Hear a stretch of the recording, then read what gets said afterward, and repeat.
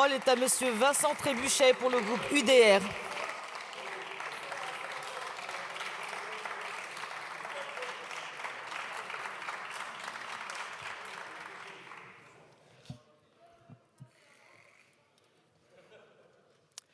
Madame la Présidente, Mesdames et Messieurs les ministres, Monsieur le rapporteur général, Monsieur le Président de la Commission des finances.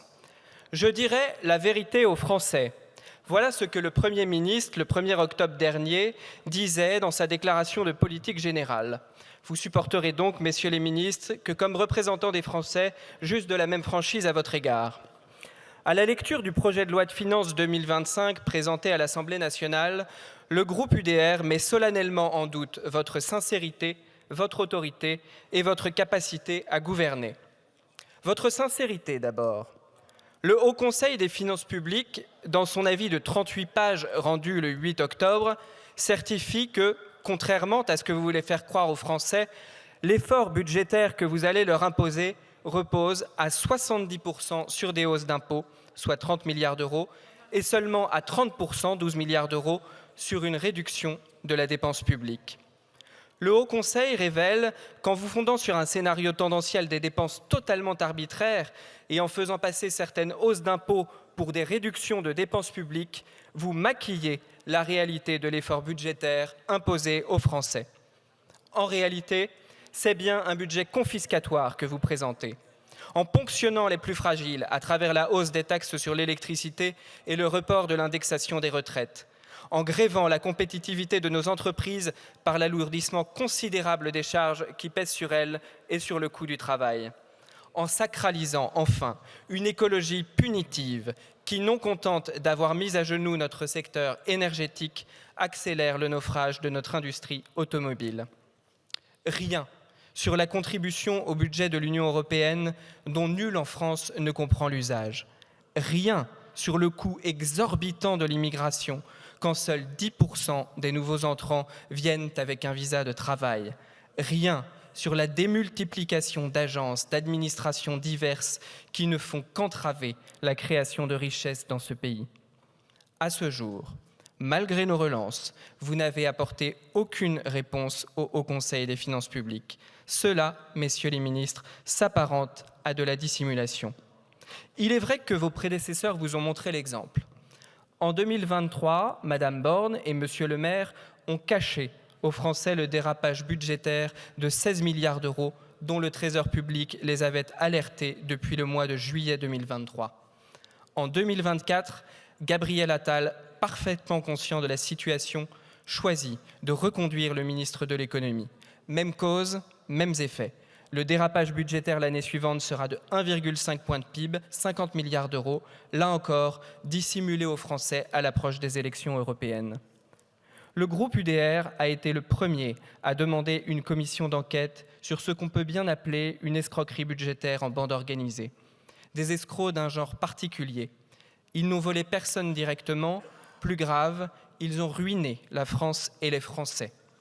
Nous nous félicitons que la Commission des finances ait repris cette initiative. Éric Ciotti en sera le rapporteur. La vérité doit éclore. En matière d'insincérité, messieurs les ministres, vous êtes donc des héritiers. Héritiers d'un pouvoir qui, ayant alourdi la dette de 1 000 milliards d'euros en 7 ans, soit 35 000 euros par ménage, a osé déclarer par la voix de son ministre de l'économie le 1er juin 2024 « J'ai sauvé l'économie française ». À l'issue de l'examen de votre projet de loi de finances en commission, messieurs les ministres, le groupe UDR met également en doute votre autorité, celle du gouvernement. Les amendements adoptés alourdissent la facture fiscale pour les Français de plus de 60 milliards d'euros. À chaque fois que l'extrême gauche a fait voter une nouvelle taxe, c'est votre majorité qui l'a laissé faire. Ainsi, de la hausse de la taxe d'habitation sur les résidences secondaires, ainsi de l'augmentation de la durée de détention nécessaire pour bénéficier de l'abattement sur la résidence principale. Pire, les amendements les plus confiscatoires ont été proposés et fait adopter par votre majorité avec la complicité de la gauche et de l'extrême gauche. C'est votre majorité qui a proposé et fait adopter la mutilation du pacte Dutreil qui permettait la transmission des entreprises entre générations et la pérennité de celles-ci. C'est votre majorité qui est venue pérenniser la contribution sur les hauts revenus, d'abord annoncée comme temporaire. C'est votre majorité qui a décidé d'assujettir les meublés de tourisme à la TVA. C'est votre majorité qui a créé une nouvelle tranche d'impôt sur les héritages. C'est votre majorité qui, enfin, est venue augmenter le PFU et aligner la fiscalité de l'assurance vie sur celle des transmissions, alors qu'il s'agit d'un mode d'épargne plébiscité par les Français. Messieurs les ministres, lorsqu'un projet de loi de finances est à ce point désavoué par sa propre majorité, c'est que vous ne disposez pas de l'autorité nécessaire pour gouverner.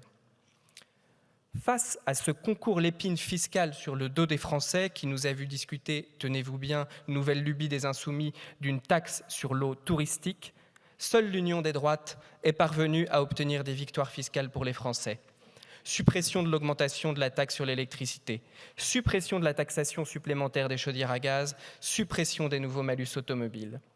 Car l'autorité dont vous manquez sur vos troupes, vous entendez manifestement en abuser pour culpabiliser toujours plus les Français. Ces mesures, dont nous avons obtenu la suppression en commission, traduisent toujours la même écologie punitive, qui explique aux habitants de mon département, l'Ardèche, victimes de terribles inondations, qu'ils sont eux-mêmes responsables de leur malheur, puisque ces insensés, comme ceux d'autres de beaucoup de départements, commettent l'hérésie d'utiliser une voiture thermique dans un département, l'avez-vous peut-être oublié, où, faute de détermination de la part de l'État, il n'y a même pas le train. L'autorité, en latin, vient du mot auctoritas, capacité à faire grandir, à élever. Rien dans votre projet de loi de finances ne fait grandir la France, et manifestement, rien dans celui-ci ne donne l'envie à votre majorité de s'élever à la hauteur des attentes des Français. Enfin, le groupe UDR, après votre sincérité et votre autorité ce soir, met donc logiquement en doute votre capacité à gouverner. Je ne vais pas vous l'apprendre, gouverner, c'est prévoir, c'est donner à la France les moyens de sa grandeur, c'est sortir du diktat moral imposé par la gauche pour oser prendre à bras-le-corps la question de la dépense publique et retrouver les moyens de notre souveraineté économique. C'est fuir la facilité pour travailler sur le long terme à renouer avec la croissance dans notre pays. Un autre budget était possible, messieurs les ministres. Vous avez fait le choix de ne pas retenir les propositions de l'UDR et du Bloc national. Nous vous donnons une seconde chance à travers les amendements que nous proposerons. Osez un budget de relance de notre économie pour soutenir la création de richesses et d'emplois, par la baisse drastique de l'impôt sur les successions et donations, pour faire baisser l'âge de transmission qui atteint aujourd'hui 52 ans, pour accélération de la suppression de la CVAE, renforcer le pacte Dutreil pour garantir la pérennité de nos entreprises, réviser la contribution sur les hauts revenus pour la rediriger vers l'économie productive et en particulier vers nos TPE et PME, rétablissez le crédit d'impôt innovation pour encourager les dépenses d'application industrielle sur la recherche et le développement. Osez un budget de patriotisme, par la taxation des flux financiers vers des pays qui ne respectent pas la réadmission de leurs ressortissants sur leur territoire, par la transformation de l'AME en aide médicale d'urgence pour économiser 1 milliard d'euros, par la suppression des subventions aux associations pro-migrants, par l'abandon des participations de l'État dans des secteurs non stratégiques pour renforcer sa présence là où notre souveraineté est menacée. Osez un budget de simplification et d'économie, par la suppression des innombrables agences inutiles qui chaque année engloutissent 81 milliards d'euros, par la suppression du SNU qui n'a pas fait ses preuves en termes d'intégration et de cohésion nationale, par la suppression du pass culture qui est au service d'une culture idéologisée qui n'élève pas l'âme de nos jeunes. Enfin, osez un budget de soutien au pouvoir d'achat, par la suppression des taxes interminables, billets d'avion, abris de jardin, vérandas, par la suppression de la contribution à la vie étudiante et de campus, qui ne permet pas aux étudiants de sortir de la précarité, par la suppression des augmentations des taxes sur l'électricité, par l'abandon du report de l'indexation des retraites et par la sanctuarisation de la rémunération de l'épargne acquise par l'assurance vie. Si ces mesures ne sont pas reprises, messieurs les ministres, le groupe UDR votera contre votre projet de loi de finances. Et comme je doute que pendant les quelques minutes de mon intervention, vous ayez subitement reçu en héritage la sincérité, l'autorité et la capacité à gouverner, le groupe UDR appelle de ses vœux, lorsqu'il sera temps, l'alternance nationale que les Français attendent. Je vous remercie. Merci, monsieur le député.